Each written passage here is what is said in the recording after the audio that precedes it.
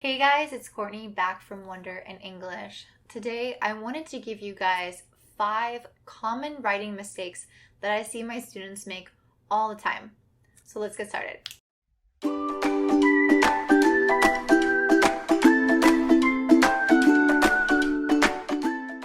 So I teach students how to write.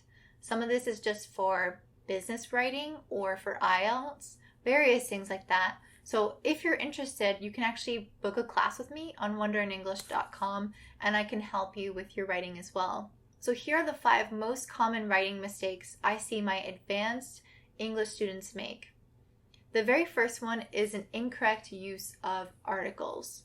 Articles are the, a, and an. So especially with my Chinese students, I notice that they tend to omit or leave out articles when they need to be there. So think about it this way.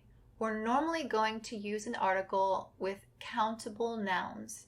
So something that's countable means that you can count them. 1, 2, 3. Bananas. 1, 2, 3 dogs.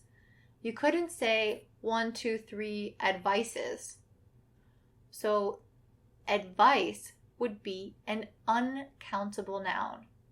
Things that are uncountable, like milk, rice, advice. So uncountable nouns will not take the articles a and an. They can only take the article the. For example, I could say the rice is hot, but I couldn't say a rice is hot. I could say the advice was good, but I couldn't say a advice was good or an advice. So instead, you're going to use a and an with countable nouns. So a banana is great for you. An apple is even better. Remember that a and an are just generally referencing any apple. But if I said the apple, I'm talking about a specific apple that you know which one I'm referencing. So maybe I said the apple on the bed is good, and there would be an apple over here on my bed. So I feel like this is probably already common and easy for you guys, but it's just something that comes up a lot because articles actually don't really have this one rule that will help you know when to use them and when not to use them. So I'm going to read an example that my student wrote out where she omitted or left out an article that was necessary in the sentence. So you guys can get an idea of the kinds of errors I'm talking about. So she said, "In my opinion, however, government should limit the taxpayers' money for something."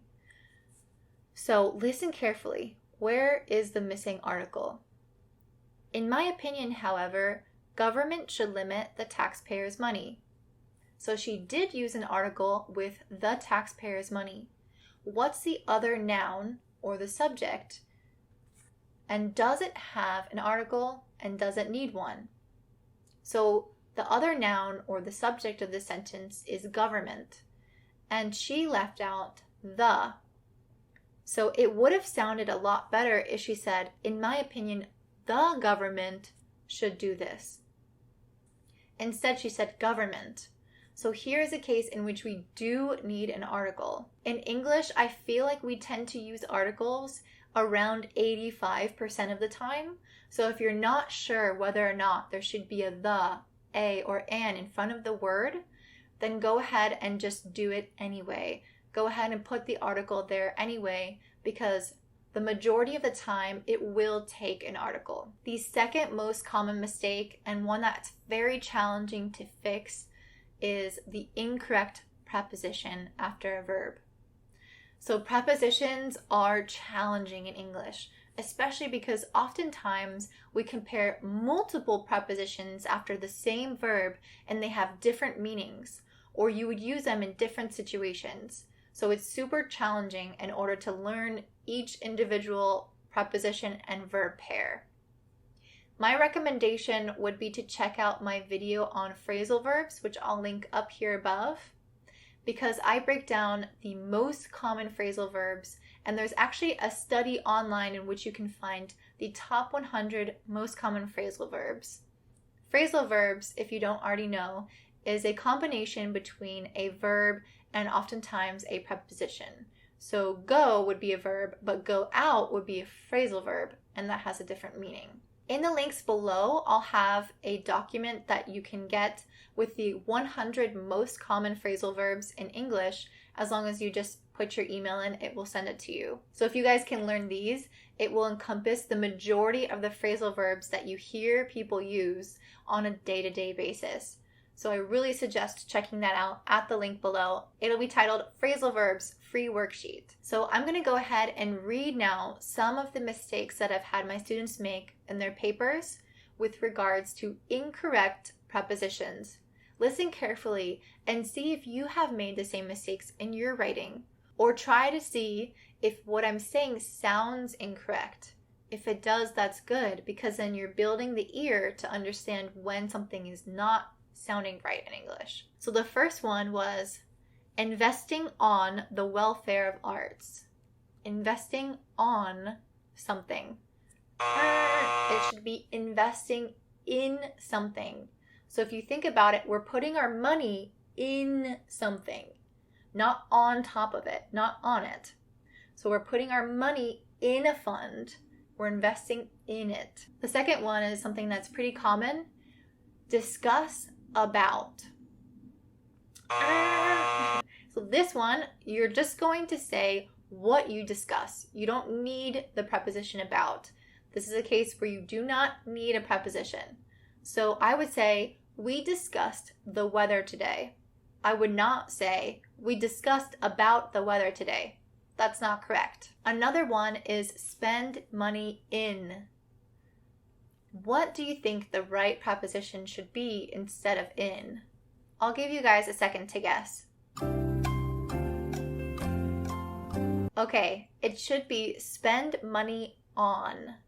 We always spend time and money on things. I spend time on this. I spend money on this. Anytime we're using up our resources, like time and money, we're using it on something, not in it. The very last one is, I felt guilty by having spare time. I felt guilty by having spare time. By is not correct. In this case, you feel guilty for having spare time. So I feel guilty for eating so much chocolate. I feel guilty for not calling my mom yesterday when I said I would. Not by, but for. Okay, the third most common mistake, and one that I feel like is a pretty easy fix, is to be aware of when you're unnecessarily switching tenses, especially within one sentence. So we like to keep the tenses the same within the sentence, the paragraph, and the paper. We like to just keep things in the same modality and the same type of tense. However, it's not always going to be the same tense, but generally, especially at the sentence level, it will be the same tense. So I'm going to give you guys an example of someone switching the tenses within the sentence, and then I'll give you my correction, and you can hear which one sounds better to you. Okay, so the example is, living at such a high pace, adults rely on packaged foods more and more, and they're making their health risky by intaking over fat. All right, so there are various errors within the sentence. I don't want you to worry about them. What I want you to focus on are the two tenses that I'm using and how they changed. So listen carefully again. I'm going to emphasize the tenses so it's more apparent. Living at such a high pace, adults rely on packaged meals and junk food more and more. They are making their health risky by intaking over fat. So notice how I said rely and are making. In this case, it's really not necessary to change the tense. We're still talking about the same subject. We're not changing the point in time to be the past or the future, so we can really keep this consistent by changing the second tense. So I said rely for the first tense and are making for the second tense. So instead I would say rely and make for the second tense and keep them both present simple. So be very careful when you're writing, or at least when you're editing. Go back, review, and read your paper out loud and see if the tenses sound natural. Also look at the sentence level and see if the tenses match up and are the same. If they're not, ask yourself, is there a reason why the tense is changing? If I'm trying to change from a different point in time, that makes sense. Otherwise, it might be unnecessary. So the fourth most common mistake is creating run-on sentences or fragments. A run-on sentence is when you have too many words in a sentence and it goes on and on for too long without proper punctuation. A fragment is actually not a full sentence. So maybe you just have a subject but you have no verb, or you just have a verb and no subject. That's not a complete sentence. So to avoid fragments, you want to always have a subject and a verb. So I ran, boom, that's a sentence. If I said, when I was young, ran, that's not a sentence. Because when I was young is actually a transitional phrase. So we're using it sort of like we would use a transition word, like however. Instead, it's a whole phrase. But it has to be a transition phrase because of the word when. So whatever comes after that is not the subject of a sentence. I said, when I was young. I was young is a full sentence on its own, but when you put when in front of it, it's no longer a sentence, it's a phrase that you're going to insert somewhere in your sentence. So when I was young, I ate shrimp. So I ate shrimp is actually the sentence, and when I was young is just a transition into the sentence, and it's going to be followed by a comma. So I talk a lot about these commas and when to use them in this video that I'm going to link up here. It's about 30 minutes long and it's super, super informative. I go through all the mistakes that my students make with their commas, and this will really, really help you with run-on sentences and how to avoid them. So check it out by clicking that up here. So the fifth most common error is having the wrong part of a sentence for a word. So for example, if I needed to use a noun, but I used the verb form of that word instead, then that would be incorrect. It would read incorrectly in the sentence. So let me give you guys an example that my student made. Globalization has made companies become increasingly international, and it is now much easier to do business across the world. Increasingly international. I would actually want to use this as a verb instead, and I would say increasingly internationalized. So businesses have become increasingly internationalized, become internationalized, rather than become international. So we need that form of the verb instead of the noun or the adjective. So in order to get a good idea of what kind of word endings we're going to use, I'm going to put up a thing on the screen right now, and it will show you the word endings depending on the part of speech. For example, you can see that the suffixes for nouns will often end in tion or ion or sion. We also have acy, age, and onwards. For verbs, as I mentioned earlier, I said internationalize. So we have ize as an ending, as well as ate and ify, and so on. The adjectives, these typically end in l.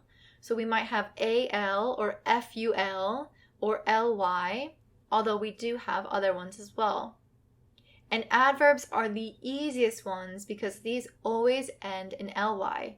So if I'm talking about doing something quickly, this adjective is describing the verb, which means it's an adverb. So I don't do something quick, I do something quickly, and I add an ly. Alright, so I hope that this was helpful for you guys. If so, leave a thumbs up so I know that to make more videos like this one.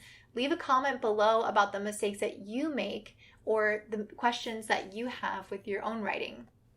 Go ahead and also hit that notification bell because then you'll get new videos to your YouTube page every single week. And if you guys want more listening practice like this one, then go ahead and log into wonderinenglish.com because I have a great podcast there with a transcript so you can read along as you listen and define vocabulary and idioms so you can start to sound more like a native. Thank you guys so much, and I hope you have a beautiful day. Bye!